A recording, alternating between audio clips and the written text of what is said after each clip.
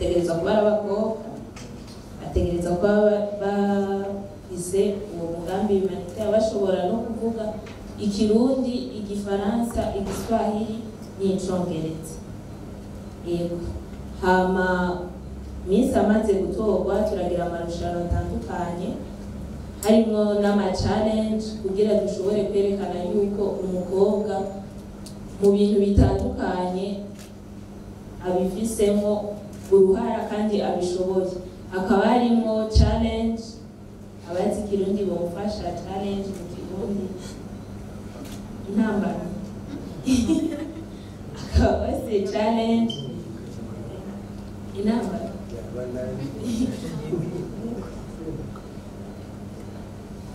bakaba se challenge hariyo iya sport, hariho iyo kwerekana ubureresi, hariho yaba top model, hariho y'ubwiza watotse neza ku mafoto, hariho iyo warushije abandi mu kugaragaza muri uwo mwanya umugambi wiwe ingene ashobora kuwukora.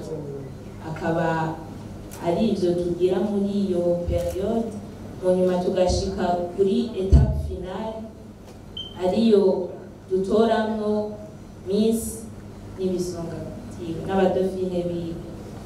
Yego, nuko dukora. Miss amaze gutorwa arabandanya ibikorwa, hariho umugambi wiwe mu 2021 uwatowe yari afise umugambi wo kugira amaclub mu mashuri, arivyo yanakoreye ku ishure yahora yigaho. Nawe yari yitwa Uwase Isra Sherry. Mu 2023 hatorwa uwitwa Enoharesi Ingabire, nawe n'umugambi wari uwo kugira ama-evenement mu bijanye n'amaclub parascolaire. Mu 2040 akaba ariwe twicaranye ngaho yari afise umugambi wa la lutte contre les violences faites aux femmes et aux filles basées sur le genre. Mu 2025 wewe sinza kumubwira byose arabibabwira.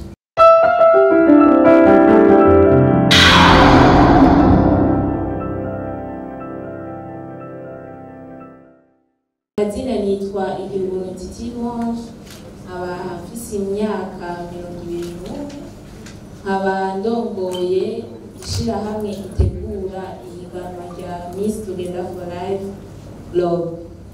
Hano tukaba turi kumwe na Miss yatowe muri uno mwaka, tukaba turi kumwe n'ujejwe ibigega yita DAF Burundi, akaba ari wicaye aha. Nkaba ndi kumwe n'uwahoze ari Miss Together for Life Globe 2024, akaba yaranaserukiye n'igihugu muri Afrika y'Epfo, ubu akaba arongoye ihiganwa yo mu malokalite. Nkaba ndi kumwe na directeur logistique muri Miss Together for Life Globe. Rero irya mbere na mbere ndabashimiye kubona mwitavye mukaba mwaje gushigikira abajene nk'uko mwamye mubikora kera. Ishirahamwe Miss Together for Life ni ishirahamwe ryatanguye mu 2021 ritangurira ku ishure rya Mutima Mweranda. Ubu unye akaba ari higanwa ryigenga ryavuye kuri Lycée du Saint-Esprit. Tukaba dukorera muri domaine humanitaire, tukaba dukorera na Hall International. Yego, murakoze, reka mpe abandi bashobore nabo kwidondora. Mwiriwe neza mwese. Yego, amazina yanjye ni Akimana Gasolorita Prince. Nkaba naragiriwe amahirwe yo gutorwa na Miss Together for Life Globe 2025. Isi imyaka 18. Murakoze. Mwiriwe, nanje nitwa Nziza Deborah, nkaba njejwe ibigega na DAF muri Miss Together for Life Globe.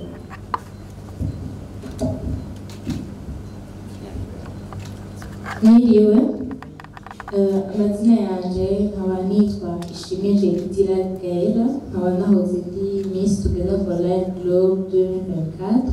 Ubu nkaba narahinduriwe igiti, nkaba ndi directrice des concours locaux. Murakoze. Mwiriwe neza, nanjye nitwa Sabyimana Innocent, nkaba njeje igisata c'ubuhinga ni directeur logistique, simbona neza ubucuruzi mu Kirundi. Yego, murakoze.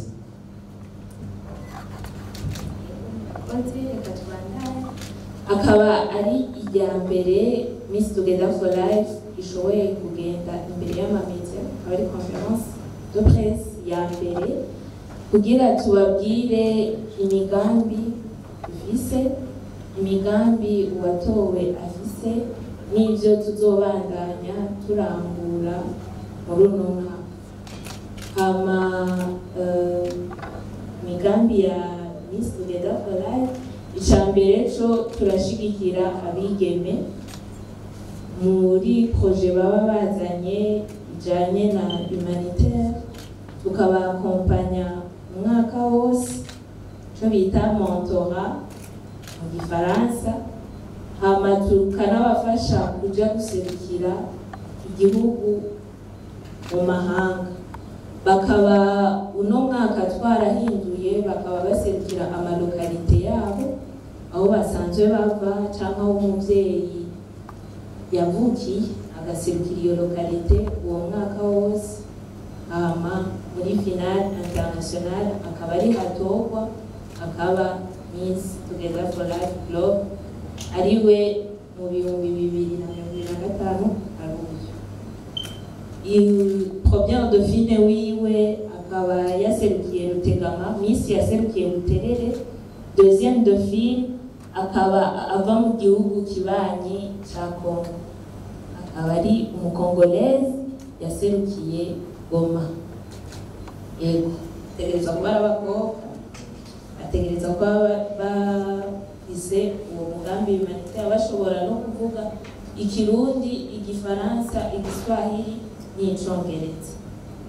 Yego, hama Miss amaze gutorwa turagira amarushanwa atandukanye, harimo n'ama-challenge kugira dushobore kwerekana yuko umukobwa mu bintu bitandukanye abifisemo uruhara kandi abishoboye.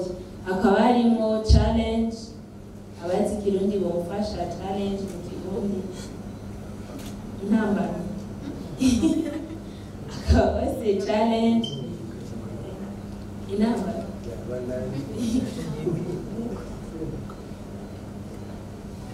Bakaba se challenge hariyo iya sport, hariho iyo kwerekana ubureresi, hariho yaba top model, hariho y'ubwiza watotse neza ku mafoto, hariho warushije abandi mu kugaragaza muri uwo mwanya umugambi wiwe ingene ashobora kuwukora.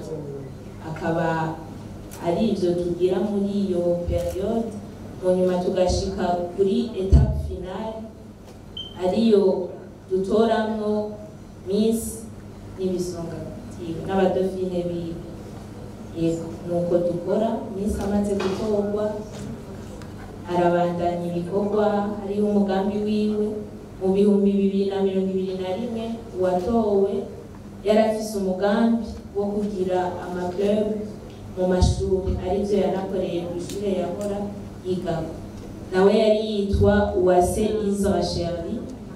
Mu 2023 hatorwa uwitwa Enoharesia Ingabire, nawe n'umugambi wari uwo kugira ama-evenement mu bijanye n'amaclub parascolaire.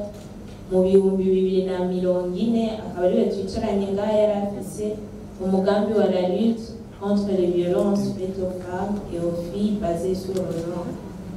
Mu 2025 wewe sinza kukugira byose arabibabwira. Ni jewe Miss Together for Life Globe 2025.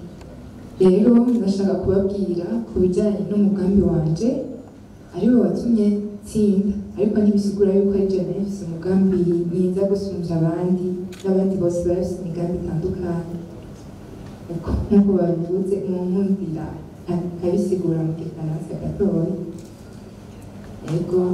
Mon projet s'intitule Réveille ta couronne. Il consiste à accompagner les jeunes filles à découvrir leurs talents, défendre leurs droits et elles gagnent en autonomie financière. Ego nkuko mubibona tubafasha kudevelopa amatara arizo ngabirano cyane cyane ku bakobwa bari hagati y'imyaka 13 na 25. Hama nkuko bari babivuze hariho programme ya mentora ya des formations, ma formation et aussi la sensibilisation bakabanza bakamenya umugambi wa Miss Together for Life Club 2025. Et à part y'ivyo hazoba n'amatournée scolaire yo kumenyesha abajene, hama kandi tuzokorganiza n'amakompetition. Ego murakoze cyane. Amazina yanje ni Ishimwe Judith Gaera, naho ndi Miss Together for Life Club 2024.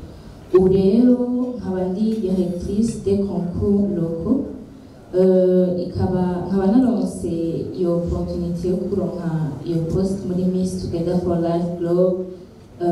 Nta minsi myinshi irahera, ariko ndashimira Imana kuba byarabaye, kuba organisation yarashoboye kunyizera kandi nka Miss wabo yahahora bakangarukana kandi muri organisation nkashobora kuronka niyo poste. Rero amakoncours local ukuntu azoba ameze, amakoncours umwe umukandidate wese azoba ashaka kwiyandikisha azobanza guca muri aya makompetition local d'abord kugira ashike muri competition principale akaba ariyo Miss Together for Life Club. Hazoba hariho amakritère ni umukobwa afise imyaka iva ku myaka 15 gushika ku myaka 19. Akaba ashobora no kuvuga Kirundi, Faransa, Kiswahili n'icongereza. Akaba kandi azana na projet yiwe ikaba ari izo namutuma na cane aja muri competition iri principale Miss Together for Life Globe. Rero iyo bisigura yuko nta mu candidate n'umwe azoshika muri iyo competition atabanje guca muri ayo concours local. Rero ayo nayo kazoba lancé muri kwezi kw'icumi ubu vuba. Rero nkaba nakuhaje aba jeune fille kuza kwiyandikisha, baze biyandikishe, tentez votre chance kuko ni competition iha agaciro umukobwa, iha agaciro umwigeme afise impano, afise na projet. Karibu rero cyane kuri bose kuza kwiyandikisha, tuzobagirira na mentora, tuzobaprepara, tuzobagira une communication, une visibilité iri très large, bazoshobore kuza kwiyandikisha. Izo ari opportunité nziza cyane.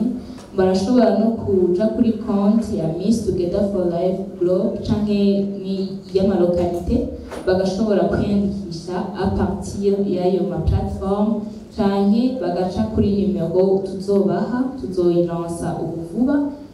Bazokwiyandikisheko bazosanga ko amakritère yose ibintu bisabwa byose kugira ngo ushobore gushika muri iyo competition. Nanje mu nkahoga mu fasanya yuko umuntu ko nawe uba wabata no musi mu kinyamakuru no musi.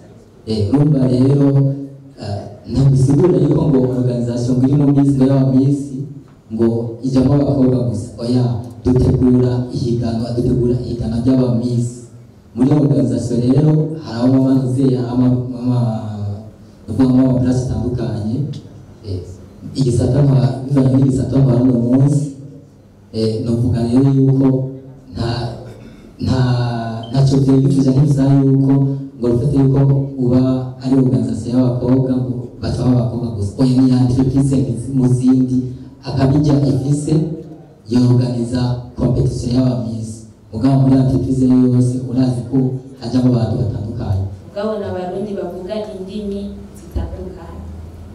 kubona ari competition iri international twafashe yuko tuvyerekeye ubuhinga ngurukana mu bumenyi ibintu byose dushirako tubishirako mu Congereza ariko twebwe tuvuga indimi zitandukanye nivyo binatworohera gushobora kwakira abava mu bihugu bibanyi canke ibindi bihugu ngire ko nyishura siwe wenyene yiyandikishije ava mu gihugu kibanyi hariho uva muri Uganda hariho n'abari bava muri Afrique du Sud batashoboye kubandanya ihiganwa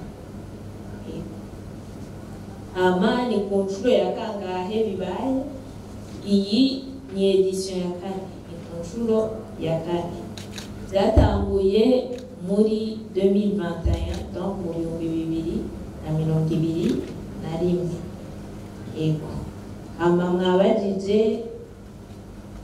bikontribuwa iki donc nakahe karusho bizana kuri development y'igihugu eka ubu turi kumwe muri organisation akibishure ndaza kongera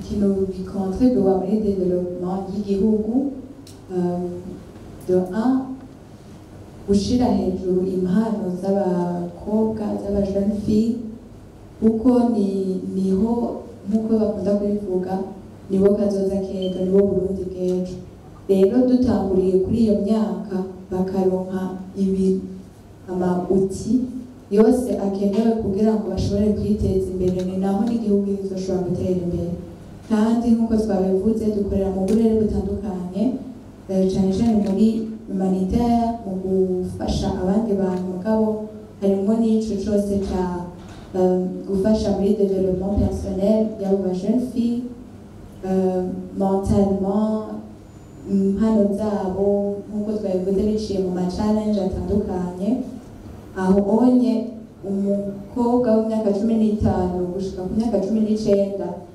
ntihaba gitangura kandi niho ashobora kwakira neza na neza ivyo uri kuramwigisha kandi uko akura nuko ashobora rero neza kubigendera kandi bikaca bifasha no muri iyo development y'igihugu